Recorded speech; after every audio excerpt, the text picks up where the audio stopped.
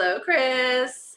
I am so glad, Christina, that we wore the same color shirt again Yeah, today. Amazing. I know. I mean, we're right there. It's our Yes. uniform, right? We got to somehow spiritually connect and get the right outfit going, We won't show each other our UGG slippers, but or lack thereof for me. But yeah. or lack thereof. Yeah, that was like the weirdest Christmas gift I've gotten from my family No, over the past few years. And I was like, oh, slippers. Okay, well, this is what we're doing now. And I used the living hell out of them. I know. Actually have UGG slippers as well. They're in the closet because I refuse to get them out because I refuse to acknowledge that it is actually cold outside. Mhm. It's California cold. Don't feel sorry for us. But yeah, my mom got them for me, and I'm like, Mom, and she's like, No, you have no idea. You're really gonna use them. Trust me. You can actually take out the trash. You can go to the store in them. You can do anything in them. You can be in the house in them, and they're so warm and they don't wear out. And guess what? She was right. But California cold's a real thing. I mean, here we are in San Luis Obispo, which is not Paso Robles, which actually gets snow, right? I'm like, we're that close Yeah. to snow. That was a complete accident. I had no idea. But I was outside this morning. It was 43 and windy. And yesterday it was raining in Kingston. Just he's like, I don't know what this is. I don't want any part of it. Take me back to California. I'm like, no, this is where we are. You are in California. You're just Yes. in a different place there, buddy. Sorry to tell you. But you know what? It rained all day here in Southern California as well. And just the temperature fell. I think it might hit 39 tonight, which is illegal in Southern California. Like, take away that California card. I mean, that is ridiculous. We've got our inch of rain. We're done.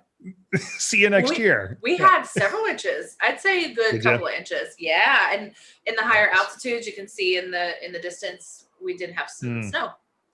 So, I mean, it was heavy. It's so pretty.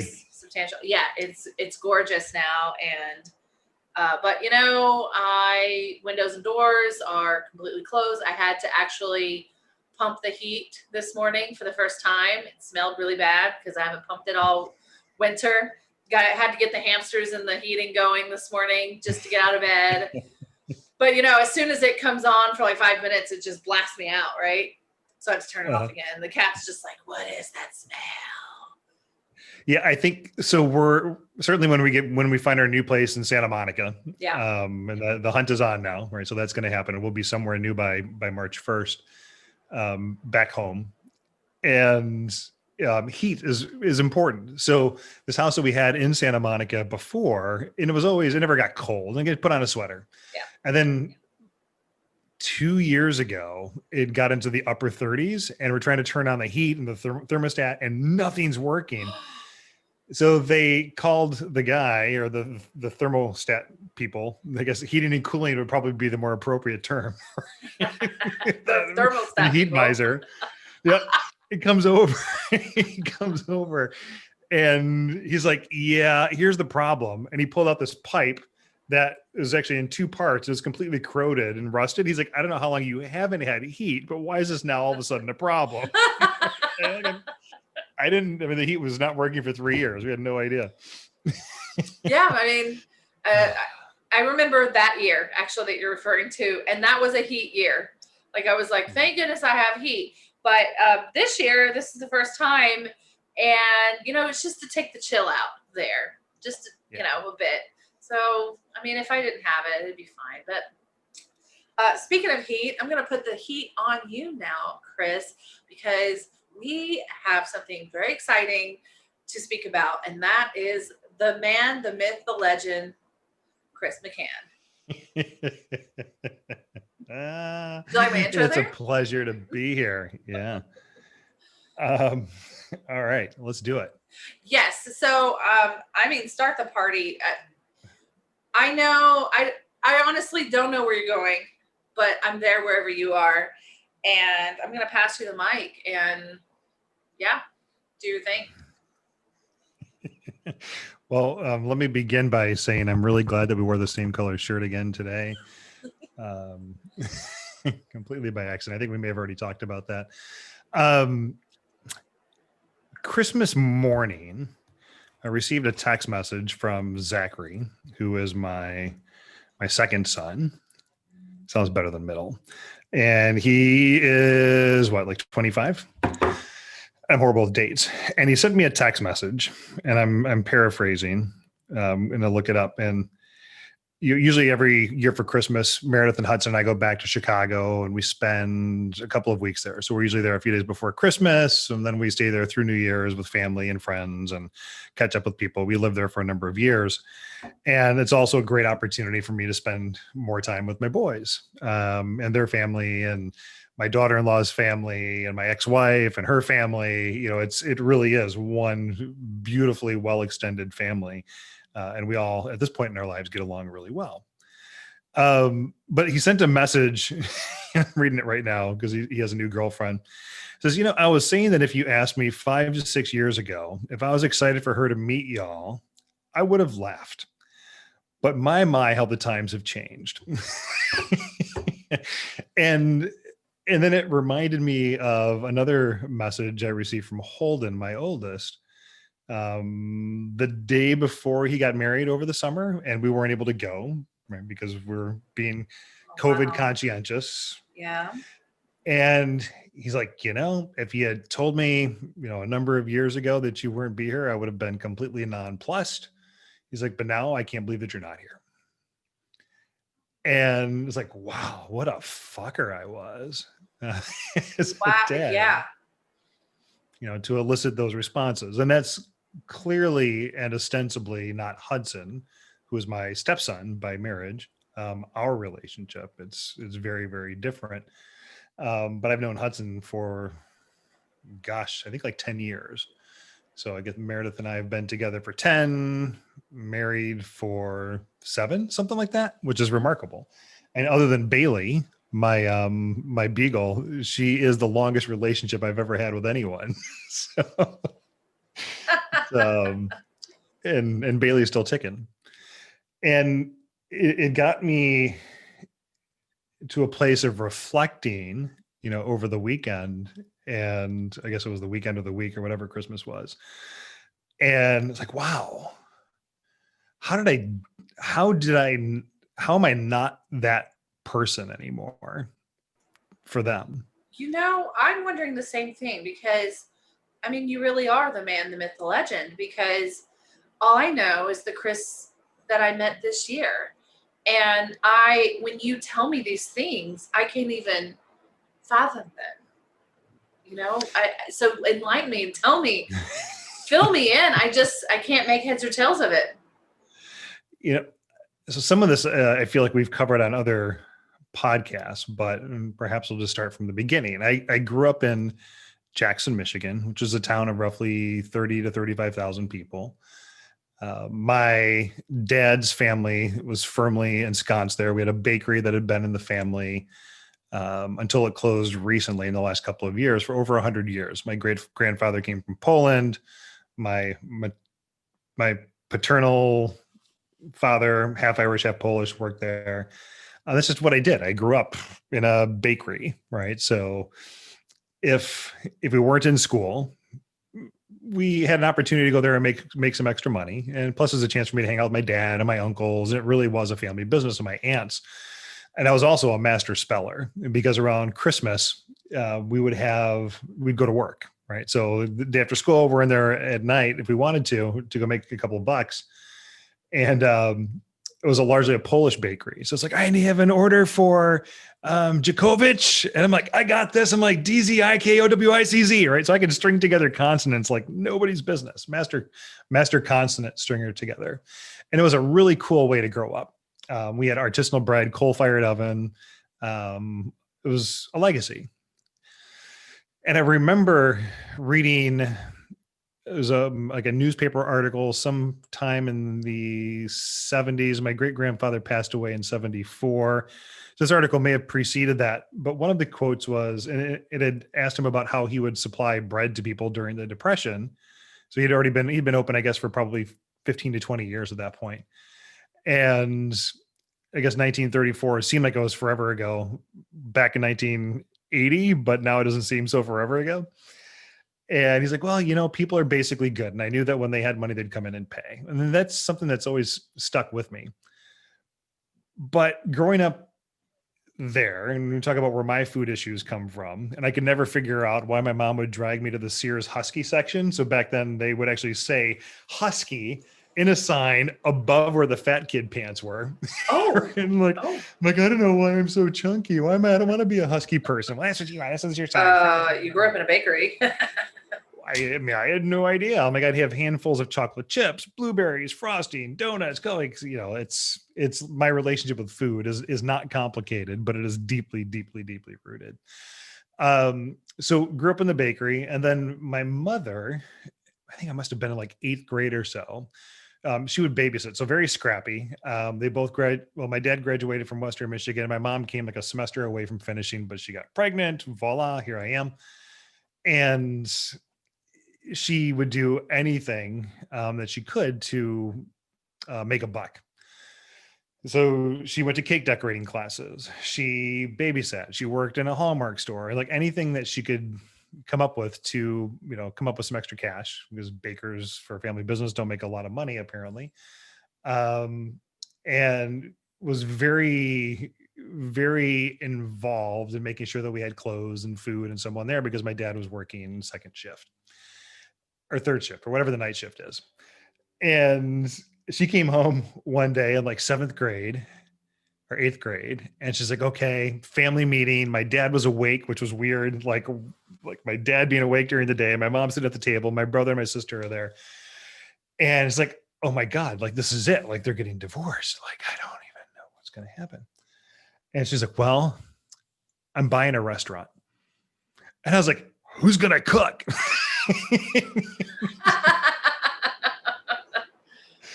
She's not a very good cook. So the restaurant kind of became this really groovy place where my friends and I in high school, there's not anywhere to really go. So we'd go there. I would just kind of go up and squirrel away the key and then take it. And we'd go meet there and play cards and make sandwiches. It was really, really clean fun. So my childhood and growing up was very normal. I played football. I was actively involved in the school. I was class president, all these things. And I loved art, loved English. And somehow or another, it's like, I don't remember ever doing homework. But I did really well on my SATs and my ACTs. And I think in retrospect, I mean, this makes more sense. It was because I have and had ADHD, although it was not diagnosed. I was smiley, happy, whatever you need. I'm your guy, super high energy. And I would just fly all over the school and just spread good cheer. Right. So that aspect of myself is very similar to where I am today. But for a number of years in the middle of that was completely gone. So the irony in being class president and, being a starter on the football team and involved in church activities with the school is that I felt like a phony and I felt like an absolute fraud. Like I am not the football guy. I'm not a jock in that sense, at least not like some of the folks who I didn't necessarily gel with that were in my class. Was not going to be an artist, although I thought at the time that it was something I certainly could do. And church for me was very okay. So I had a priest, our principal, who it wasn't our principal, it was our religion teacher, who had professed his belief that AIDS was God's disease. This is when AIDS was a significant thing, and that was God's way of punishing people. Father Grail was his name. I'll call him out on that one. Mm-hmm. And I was like, how? And he and I would spend time together, right? Like, I mean, he would organize youth group stuff and, and I was like, wow, like it just didn't resonate for me. Conversely, our principal came up to my friend Chuck and I on one of the last days of school, sat down at our long table. He and I were just sitting there and he's like, I want to give you guys a piece of advice. And no matter where you are in life, drink the best wine that you can afford. I then stood up and walked away. And he's like, What? like, okay. And yet that was some of the best advice I'd ever gotten. Well, question, was he drinking the wine when he sat down next to you recommending wine? He was not. Oh, He was not. interesting. Right. Although he may have been before he came in. It was a cool way to grow up. And then I did get fairly quickly turned off from the dogma of the Roman Catholic Church. Mrs. Miller, my freshman English teacher, she's like, I think you need to read this. And she gave me a copy of Herman Hesse's Siddhartha. And it was like my freshman or sophomore year. Like, boom, my mind was blown. It's like, oh, I want to go learn how to talk to creeks. Like that, the story of Siddhartha, right? Just leaving everything behind to include his wife, to run off into, we'll call it the wilderness for a finite amount of time, and then came back once he realized that really life was just about, taking people back and forth across the river was profound.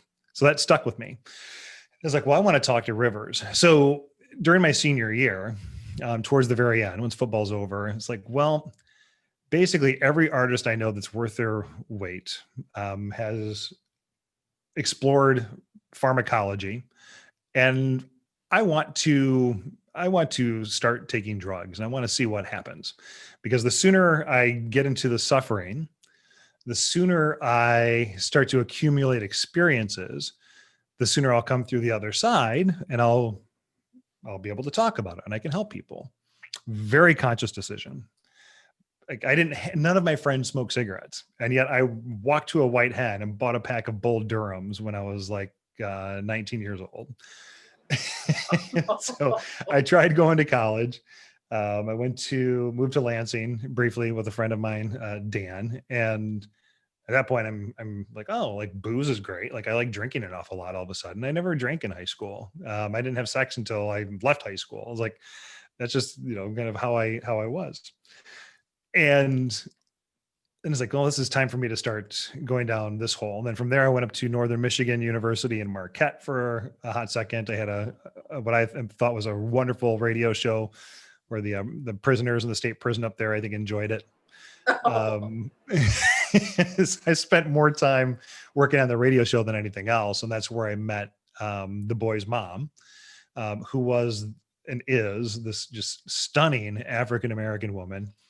And she walked into my dorm room wearing a plaid red skirt with boots. This is probably before that look was like a thing, although it was a thing for me.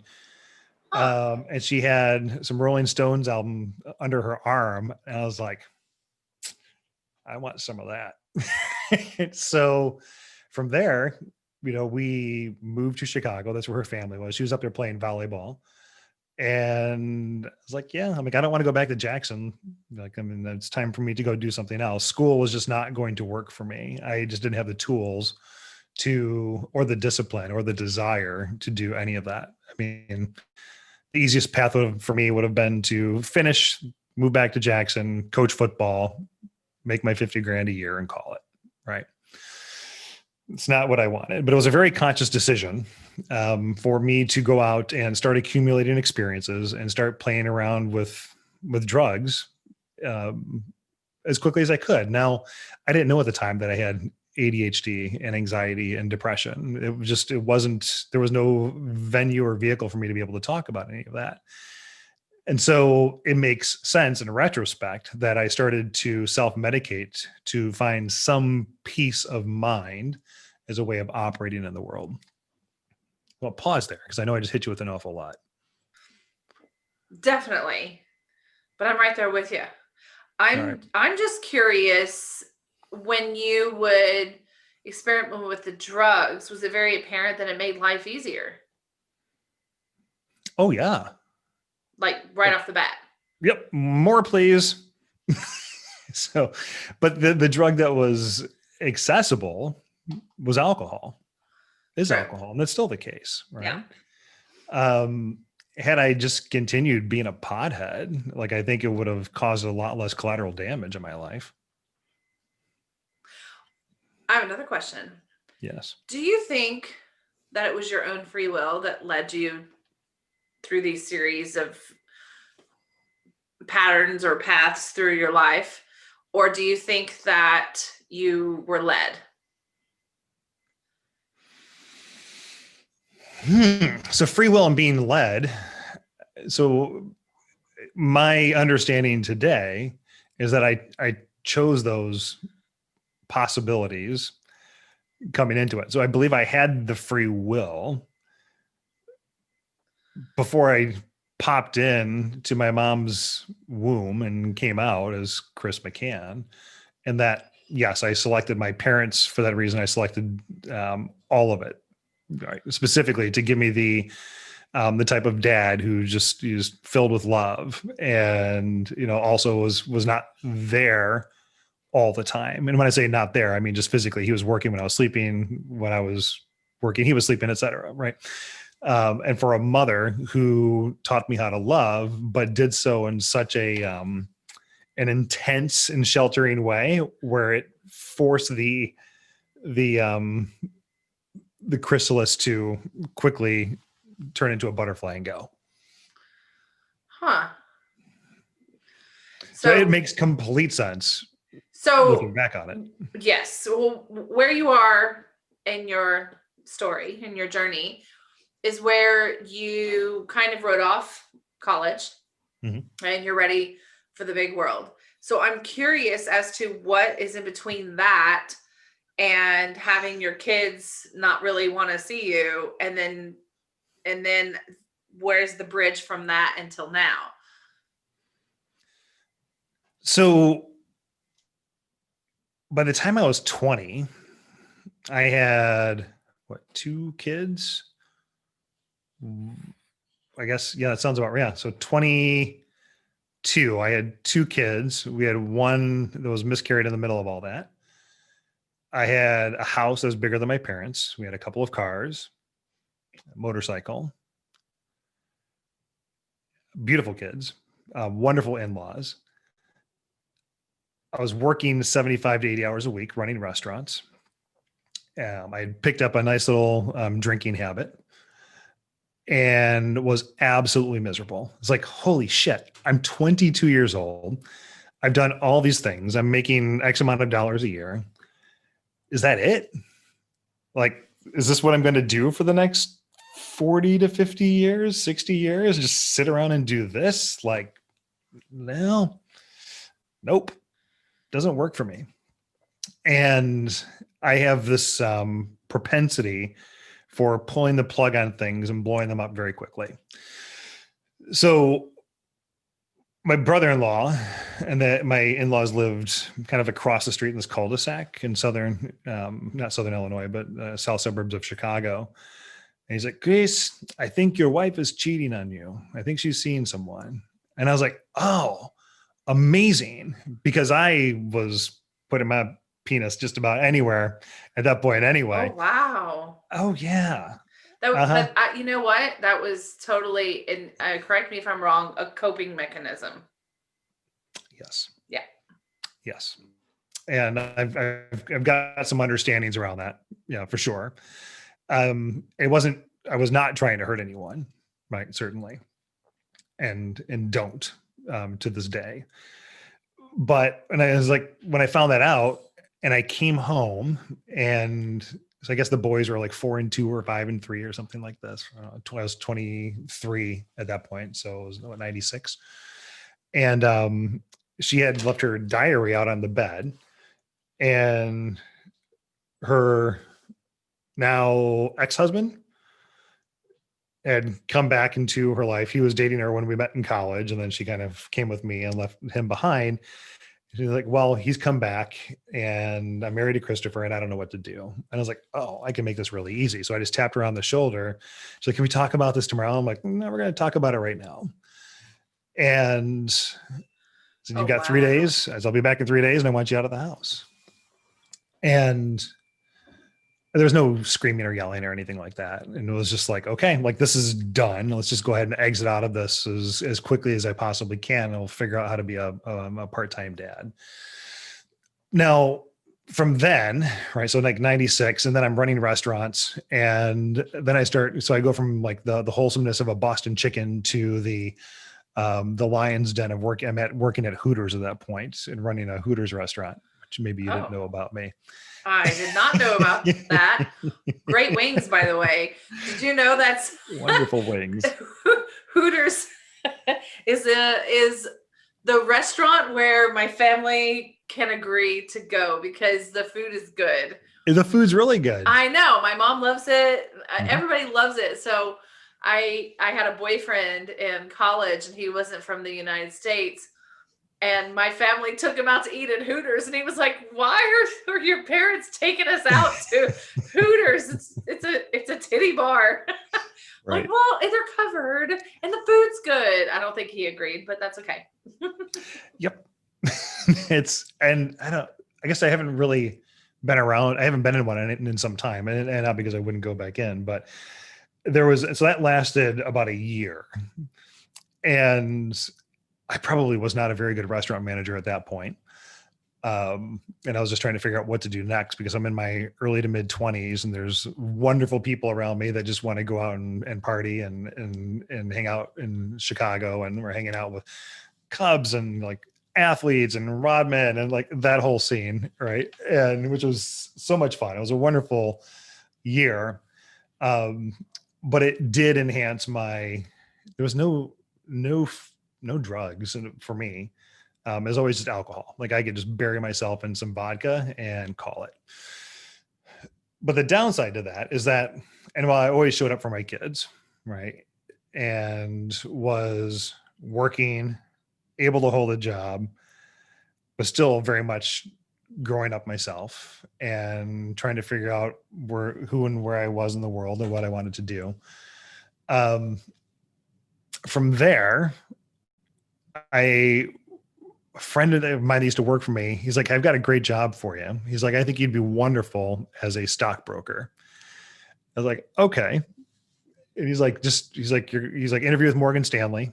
He's a kid that worked for me at Boston Chicken. And I was like, "All right." And he's like, "I'll tell you how to ace the interview."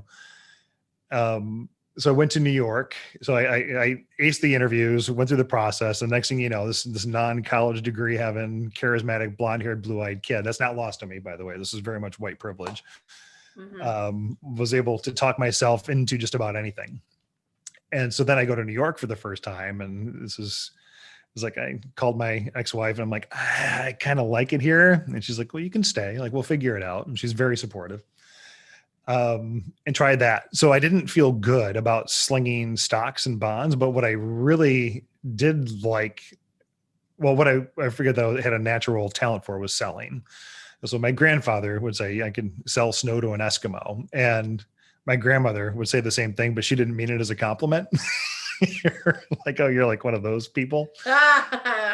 Real shyster. Worked for Morgan Stanley, then went to work for Payne Weber for a little bit. And I don't know. Like I felt again like a fraud. Like, so I'm selling, I could pick up the phone and call someone and tell them to buy 100 shares of Viacom stock. I'm like, I don't know anything about the markets. I don't know, makes sense. But we did have some clients that we were serving that were recruiters who seemed to be making money hand over fist. Now this is the mid to late 90s and they'd come in with these big checks and deposit them and invest them. And so one of them, and a brother who I worked with, and he's like, "Just come take a look at us." So from there, I'd started doing IT recruiting for probably 10 years or so. And high highs, low lows, would have money, would not have money. I didn't manage myself very well. And part of me not managing myself very well was, falling behind on child support. And my ex-wife was very, very gracious and remains gracious to this day. But then while I'm living in Chicago and I took over a studio apartment with a coworker, I met someone else. We had sex. She was pregnant. And then that's when everything became really intense for me. So did not bring out the best in me. It was very hard. Because the first time I got someone pregnant, we got married and we gave it a go and bought a house and all that. And this time we tried living together wasn't working, wasn't really healthy, and it wasn't abusive, like mentally or emotionally. It wasn't, you're trying to make something out of nothing. And I started bartending at that point. It was the recruiting business had lined up, and there I am again behind the bar with, a jukebox, willing co-conspirators, a pack of cigarettes, and some vodka. And it was like the best job in the world if it wasn't for the customers. So then I bartended for a while. And of course, in true Chris fashion, because I wanted to do the right thing and make it work, I still have Holden and Zachary that I'm taking care of, and therefore, and going back and forth to baseball practice, hockey practice, all that. That was largely how I spent my time. In retrospect, I didn't really have any friends. I didn't have too many relationships or deep relationships, because most people that were my age couldn't relate. They didn't have kids. The people where I was going through the same motions with them were my age now, which is, in their mid to late 40s. So I didn't have anyone to help say, hey, maybe think of this slightly differently, or I see that you're struggling, let's talk through this. And I'm not blaming anyone. It's just, I didn't put myself in a position where I had access to that, or that I was actually willing to ask for help. Right. And then I thought I had it. Like, I'm paying my bills, taking care of my kids, drinking, and rinse and repeat, rinse and repeat. Relationships at that point were, I guess I'm skipping a large chunk there, but relationships, I had like the best one-day relationships. I was a serial monogamist. So like spend like 2 or 3 days with someone, and then it's like, well, I can't let them know who I really am, because there's no depth or substance here, and I'm really struggling, even though I had like a nice address in Chicago. I was like, in the Gold Coast or this. So, but once you'd like look below the surface, you'd realize quickly that there's either no substance, or there's someone who's really struggling. And I remember seminal moments now where people like, yeah, there's no there. So like, peace out, right? Sort of thing. Wow. Yeah. And I remember those. I mean, there were messages for sure, right? If I'm still remembering them to this day. And so with the relationship with the woman out in the west suburbs, it was awful. God, yeah, the whole thing was really awful. And because I'm trying to make something work that clearly was not supposed to work. We'd had a son. He's probably 3 years old. This was the last time I saw him. I did not know that. And I had to make a decision. And it was either going to be him or me. And I mean this from a very loving place, and that either I had to stop everything that I was doing and get right, or going to end up dead. I am pretty convinced that I would have run my car into somebody else's car half accidentally, as part of like a DUI or something along those lines. I had, it was just not in a good spot mentally or emotionally or any of it. And I'd had a DUI at that point, right? So already having one of them was when I was still married to the first wife. So that was not her seeing someone else. I mean, I did a myriad of things that got her to the point where she would even entertain someone else. That's right. On me. So it was like, well, it was the hardest, and yet it was the easiest decision I've ever made, was to give him up for adoption. I see where this has gone. Yes. Okay. All right. And I guess he's probably what, like 13 or 14 now. Yeah, this is pre-Meredith for sure. So probably older, probably 15. And Meredith knows all about it, right? So at some point he'll come back in, and we'll start to investigate, the hows and whys and the agreements that are behind all of it. But if I had stayed there, and I would have ended up living like in Plainfield or Joliet or somewhere out there, and not taking care of myself, and I wouldn't have been any good to anyone. So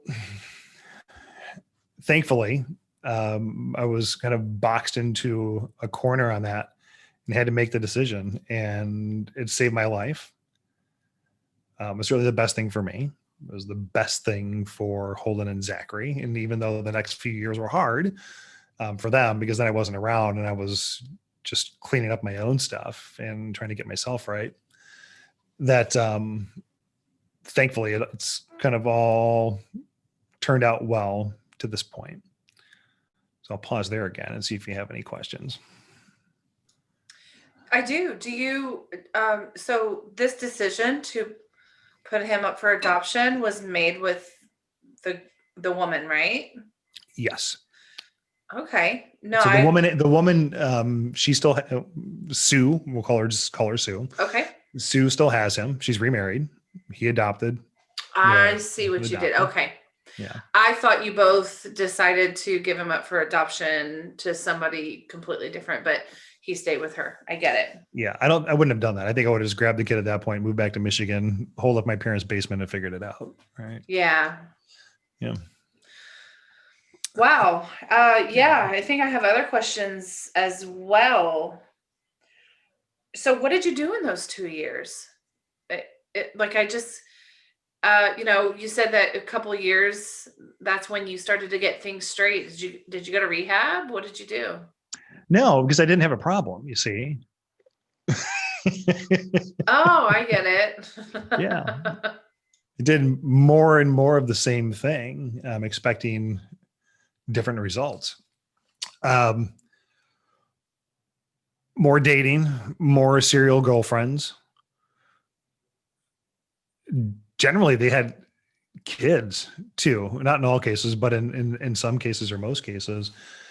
And it was all over. This is like dating apps had just come around too. So I just hang around in hotel bars in Chicago and find someone that was in town, do that. It was, yeah. So like, why was I not around the boys?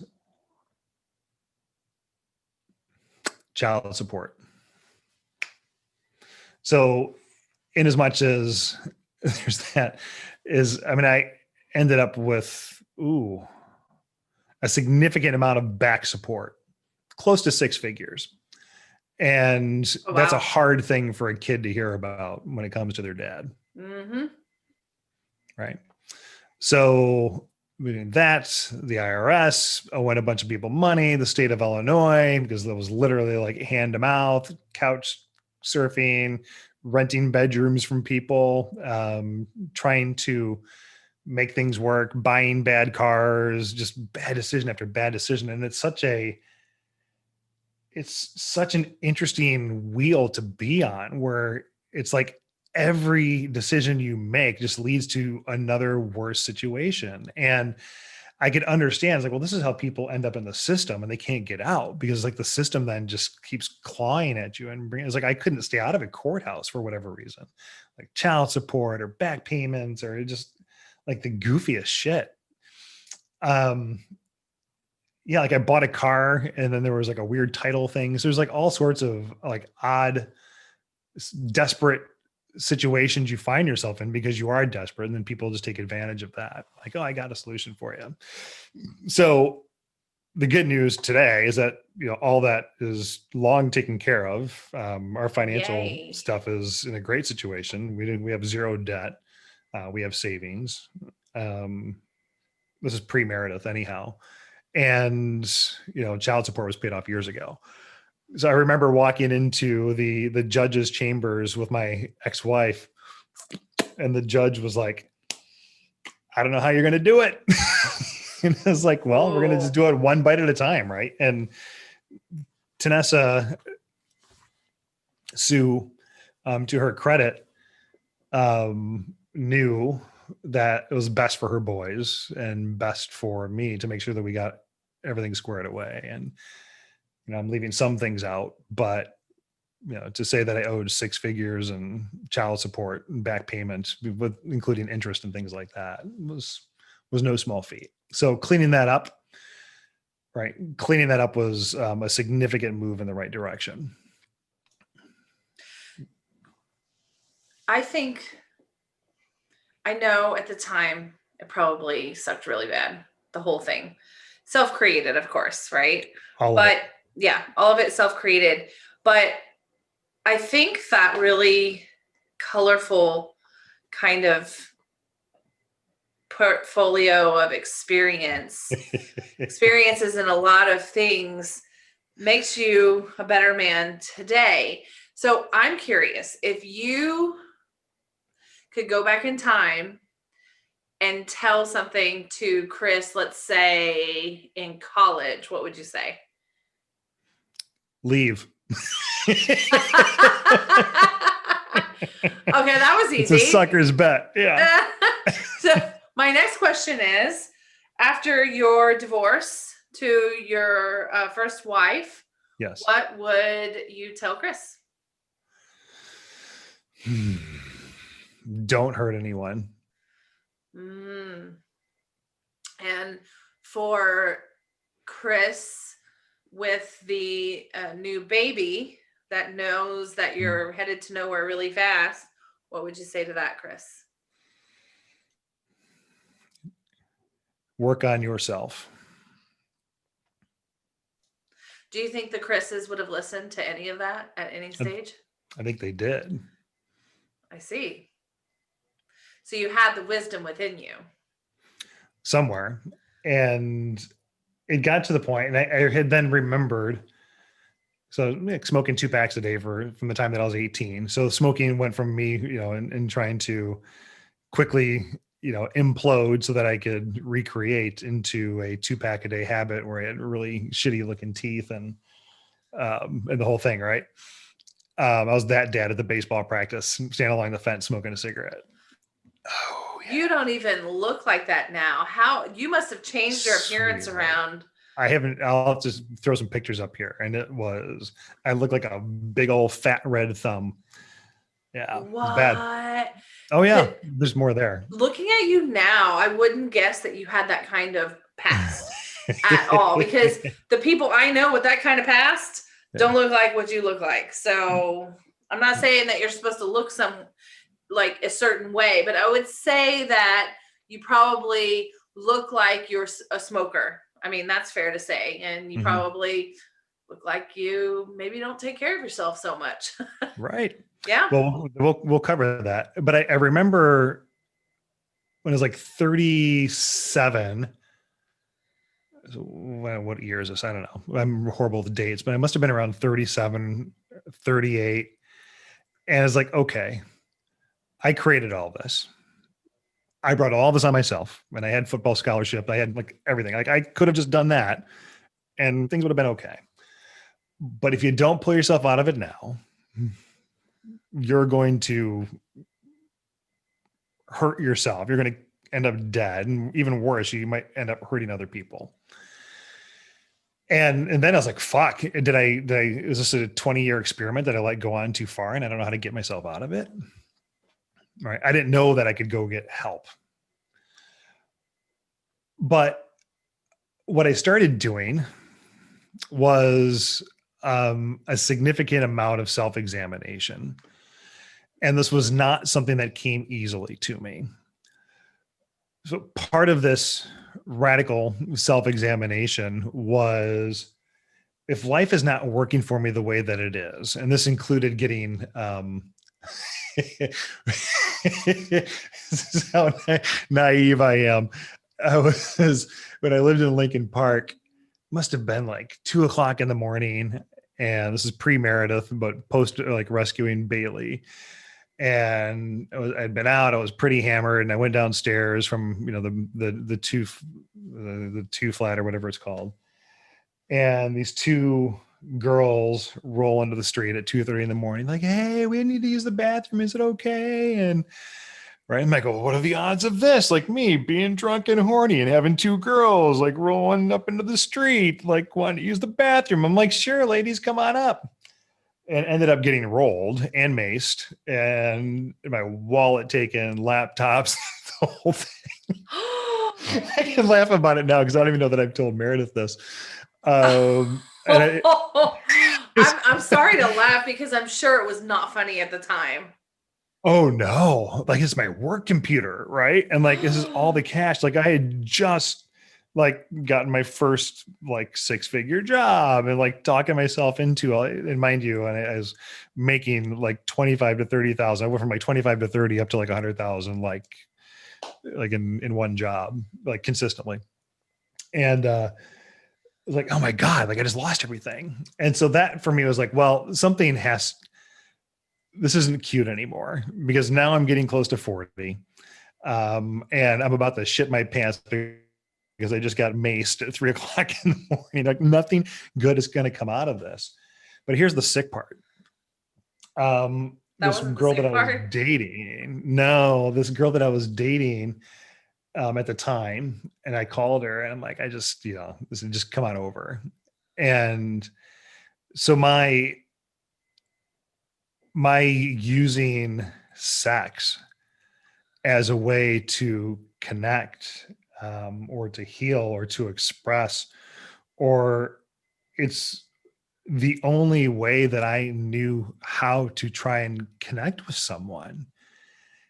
And then it wasn't abusive. It's not where it's coming from, but it was very unhealthy. Mm-hmm. And it's like, wow, like did I really just call this person? Like the next day, like I'm thinking more clearly, like, did I really call her and have her come over at 3:30 in the morning after I just got maced by a couple of like pros? Like, not good.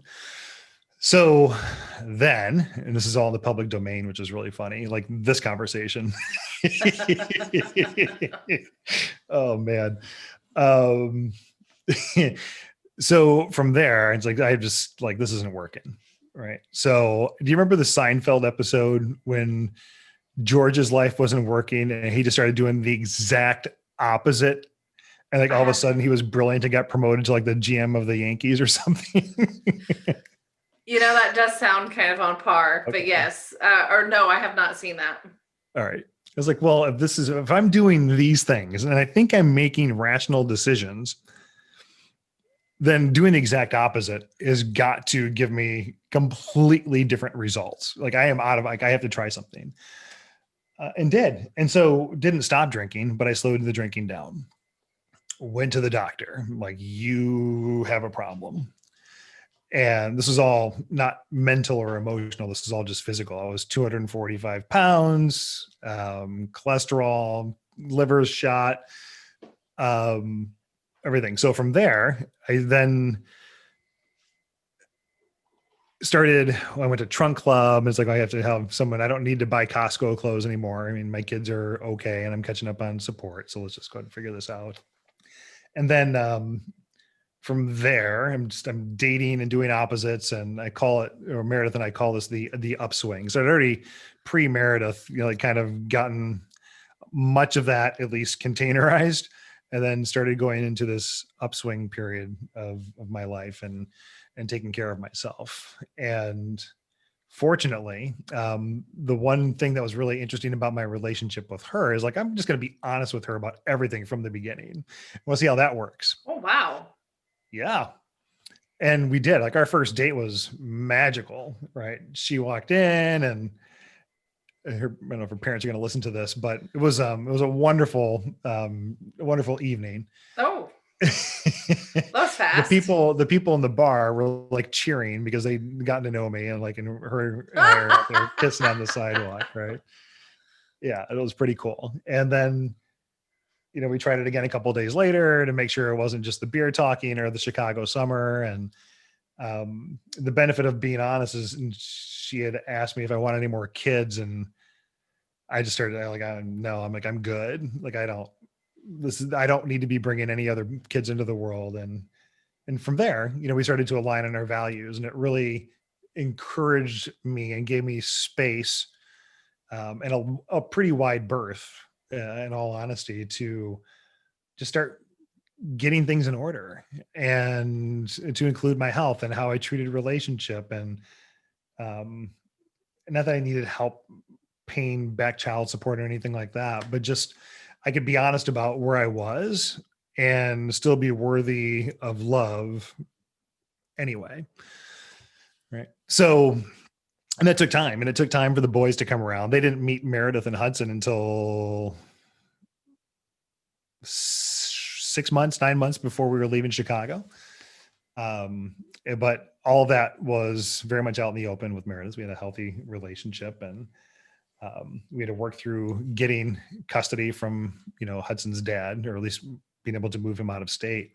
And so that brought a lot of things up. Like, if there were any other demons, I mean, this fucker was going through any public record, hired private investigators. I mean, the whole thing was like super, super intense. So I'm glad I'm glad anyway that I was very open and honest about stuff, but there wasn't anything that was a surprise. So, yeah, that's that part. So what I ended up doing though, was I went from 245 eventually down to 188. I think this is worth noting because I was paying attention to my health, but in the true addictive personality style, I went from, fat to fit pretty quickly. And I lost like 50 pounds in 2013. And I went from the couch to competing in CrossFit competitions, triathlons, marathons. I eventually quit smoking, and vaping was another interesting aspect of that. So, and as I was vaping, this is early days of vaping, and part of getting my blood test done on a regular basis, Christina, was understanding that my testosterone was like a thing. So overnight, I had the testosterone of like a 75 or 80-year-old man because of the propylene glycol that was in the vaping pens. So from there, I just quit smoking. I had like a chest X-ray and the whole thing, and Oh, wow. my thyroid wasn't functioning. So just going to the doctor made such a huge dent.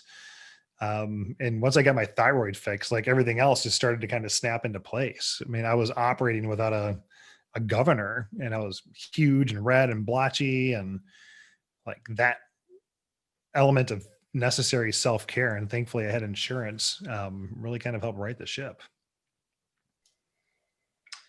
Oh my. I mean, well, first of all, I'm not surprised that, of course, you're running marathons and doing all of those things. And of course, you did a lot of hard things to recover, because what I'm seeing is a theme, and just your tenacity and the fact that you shapeshifted into all of these roles and scripts that you created and did just fine with them, but inside you weren't fine, of course. But Mm-hmm. I'm not surprised by any of this. But I think when I look at the whole thing, I think this is almost the secret to you being a great coach as well. Because, oh yes, you do have a colorful past, but you did a lot of things that people want to do, or do they? They've yet to discover. Like, put your penis inside of everything and drink and have. Yeah, I mean, yeah. But what I'm saying is that anything that you decided, you did. You were like, okay, I'm just going to do this.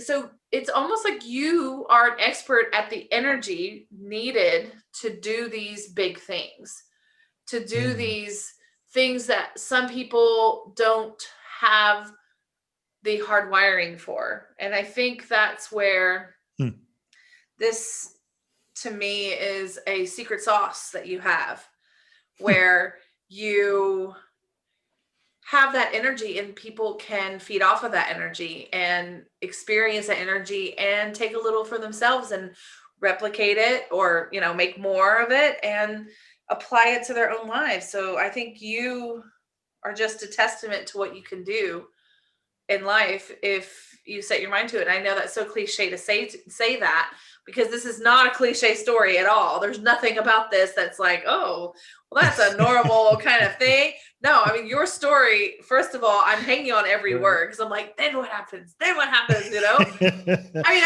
I've gotten pieces here and there. I've gotten as much pretty much as any listener that's listened to pretty much every single episode. But you know what I'm saying? I mean, that's your secret sauce, really. And that tenacity, that the balls are what people lack, and you have that, and balls to spare too. Yeah, it's funny, and thank you. I keep thinking of all these funny little like. I'm like, oh yeah, that one time I was drinking and I got into an accident and I ended up on the roof of my car. Right. So like just like me running into a tree and flipping over was like just like an everyday occurrence. But I'm hanging there and I hear like hooting like the guy from Hooting the Blowfish singing Wagon Wheel. I'm like, oh my God. Like I almost die and I'm hanging upside down in the car and all I can hear is Hootie. It's like, man, It I makes there's sense just in this story. yeah, I mean, there's just like so much living. And the irony in the working out and the competing and the triathlons and the marathons and all these things is that none of it made me happy. Like, okay, so I'm checking those boxes. Like, yeah, that ain't it. Like, it made me want to compete more. And then my testosterone is like through the roof, right? And then it's like people would almost hit me with their cars. I'm jogging. I'm hitting cars. Well, look out, you asshole. Like that sort of a thing. I'm like that doesn't. That's not me either, right? Yeah. So it was that level of competition and like what's next, what next. I had to run through that cycle as well, and like the complete and opposite level from a physical self-care perspective, because it still wasn't addressing the emotional underpinnings, right? Right. And the spiritualness of it. Yeah. Wow. Just a quick question. How did you meet Meredith? Were you like We connected? met online. Oh, okay. You No, met online. All right. That we did. makes sense. That was OK Cupid, and even at the time, like it was like anything. And after my time at Hooters, I didn't really date. I had a certain profile, right? So I love people that just don't look anything like me. I had completely different life experiences, right? So like ethnic women was great because I could just learn a lot. I mean, yeah, it's like please take me to, what is it, Devon in Chicago and take me out for Pakistani food. Like, let's just go do that. Like that to me sounds great. I met some really wonderful people at that point in my life. Chris, we're very similar, but yet we're very different. Our stories are very different. My story could be a Disney movie compared to your story, for sure. Complete with song and dance, musical, the whole bit. Uh, uh, and I'm not trying to insult your story. I'm very amused. So let's just say, but we're very alike because it's like we've both been chasing the tada. We've both been chasing the high, but in very, very different ways. I just did a lot of self work on this theme exactly, and I'm just realizing it's the same thing for you. You had tenacity unmatched by pretty much anyone, and you did a lot of really big things like pay down, 6-figure child support and things like that, and good things people would consider dreams of big houses and things like that at 22. You got a lot of things accomplished, but you weren't happy. You were chasing a different script. You're chasing what everybody said you should be doing, very similar to me. And ultimately, through a series of turns in the corn maze, you discovered that that wasn't your script. It wasn't your happiness. Yeah. Yeah. You're chasing the high, even, not just with substances, just with everything in life. You're chasing it. Yeah. Yeah. So, Chris, that brings me to a very important question.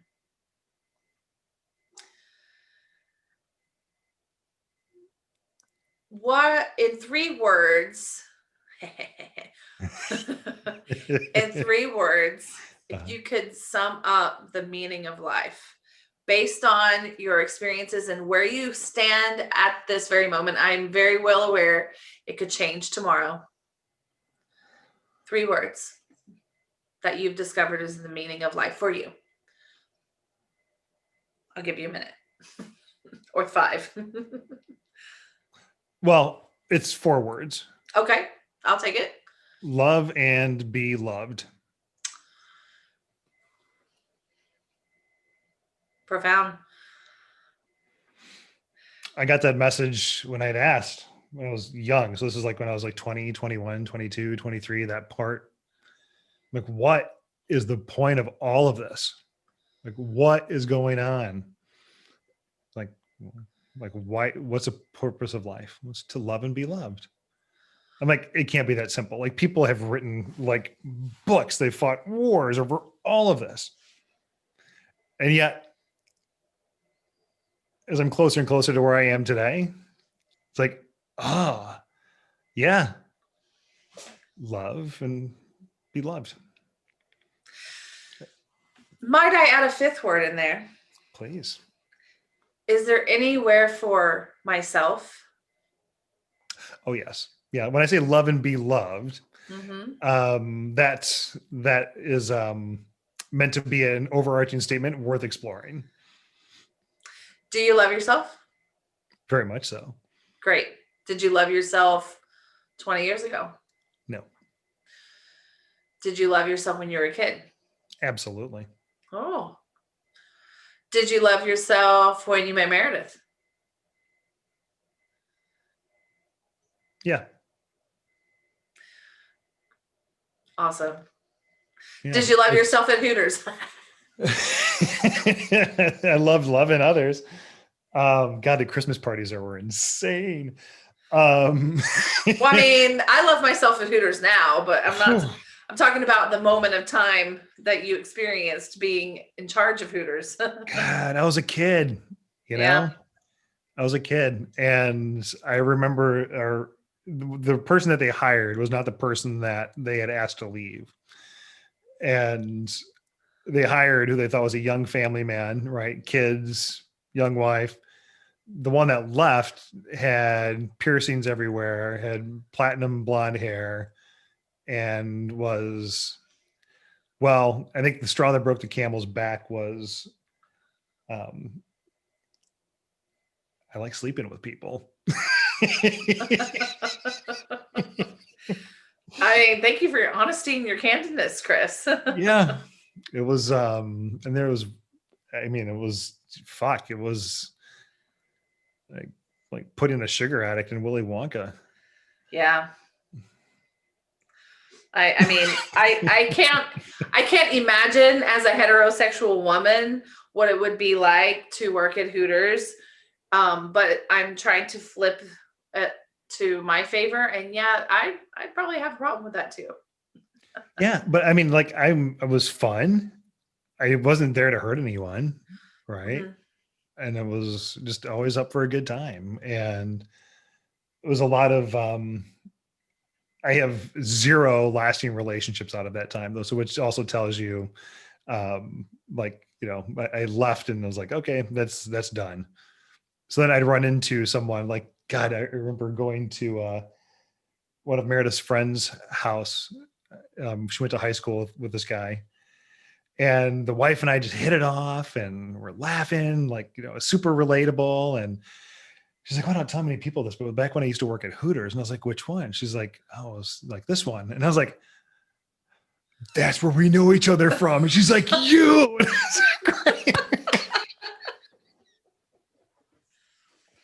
Right. Like, yeah, I was that guy. Oh, Like, so enlighten us. Did you sleep with her? no, Oh, but okay. like She some of just her knew you. friends. Right. Yeah.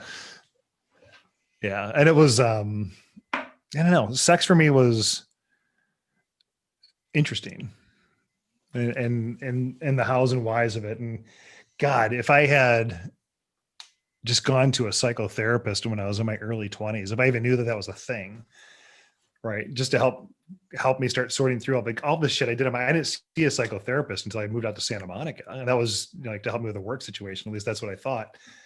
And like, so all this stuff was just done on my own, and it doesn't have to be that way.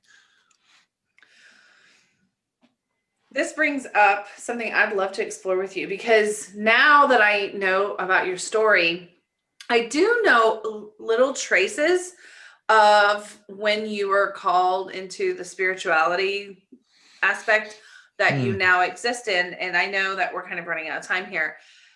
I would love to Oh, wow. hear and explore that, because I've heard the tidbits, but now that I can see the puzzle itself, I'm just curious for you to insert them into the areas so that they make sense Yeah. a little Yeah. bit Yeah. more. Okay. And So I can do that briefly too. So oh, okay. 19. So one, when I was a kid and I had my experiences, which I think we've talked about this, where like entities would come in, I was being physically manipulated. I didn't know what those were at the time. I chalked it up to my imagination. Now I've come to understand that was different. Yeah, I remember that. 1990, light comes through the window. I thought it was my grandmother. My grandmother appeared to me, but there was a lot of love and light.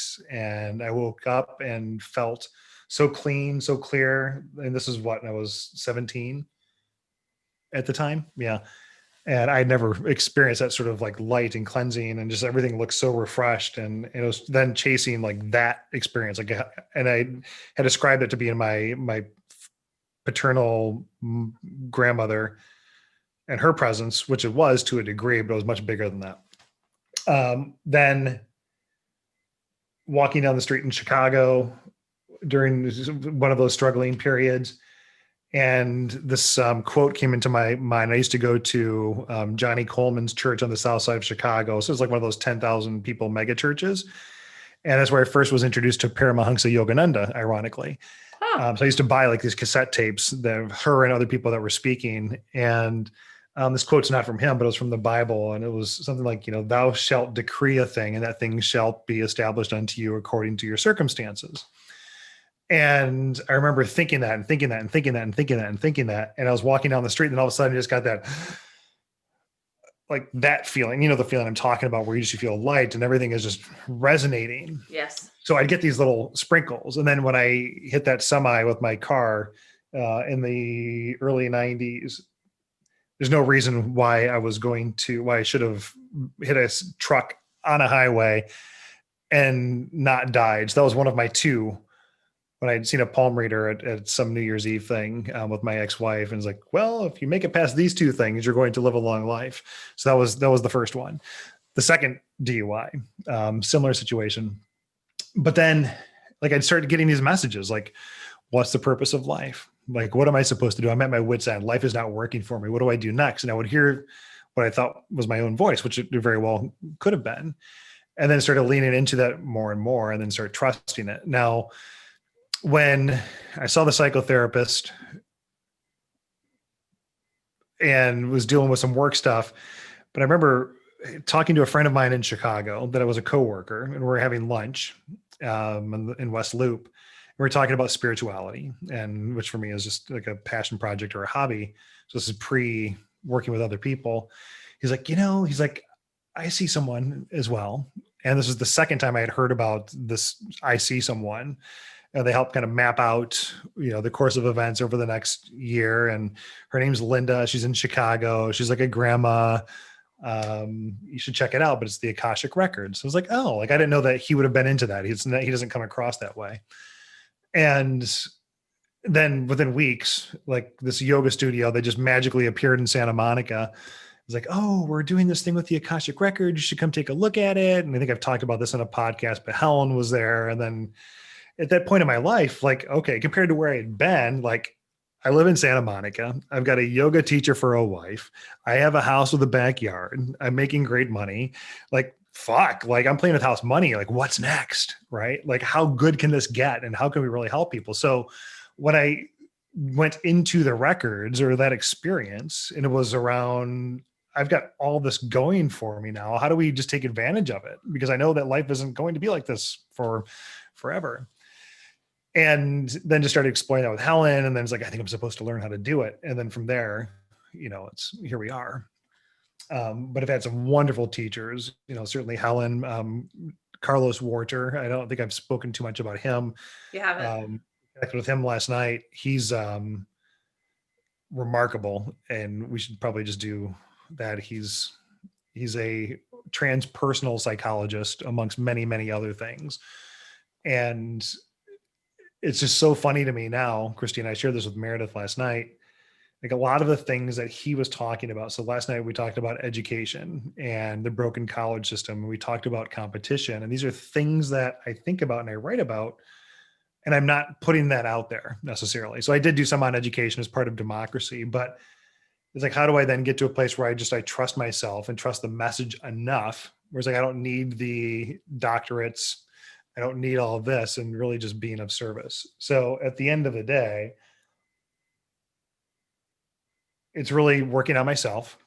And if it helps other people and just telling the story, then that's more than enough. And I just want to help. Like, I want to run up and down the hill for people and with people. Well, thank you for telling your story. There's so much. Yeah, no, thank you for holding the space. I think it's important to give a baseline. Like, it's the real Chris McCann for a reason, because it forces me to be accountable to myself and to other people. I'm not sugarcoating any of it. And now I get it. Yep. as does everyone else. Yes. Hey, Dad. Oh yeah, he's gonna know everything. I mean, I'm sure he already does, but Right. Yeah. Well, great. Well, love and be loved. Chris, it was a pleasure. Thank you. Always. Now, big news next week, Christina. Next week is when we start with this whole thing. We go into season 2 of the King and McCann podcast, which can even have like a brand new operating name too. So maybe we should like have a conversation around that. But next week we're going to start coaching people. We're going to, if anyone has questions on what that looks like, take a look at the episode with Meredith. That's really the rundown. We do it. We'll do deep coaching with you. The catch is that we're going to do it, and we're going to do it live, and we don't always know where things are going to go, but it's always for your highest good and the highest good of everyone that you're connected with. So ditto. And I'm so excited because we're going to be doing what we do. Yeah, it's going to be great. We don't ever have to worry about a topic. Yeah. I mean, I wasn't really worried in the first place, but even better. I like doing. So we're gonna be doing it. Yes. Next week. Oh, it's a Prince song. I love Prince. Yes. All right. Yeah. All right. Thanks, Chris. You're the best. Mwah. Mwah.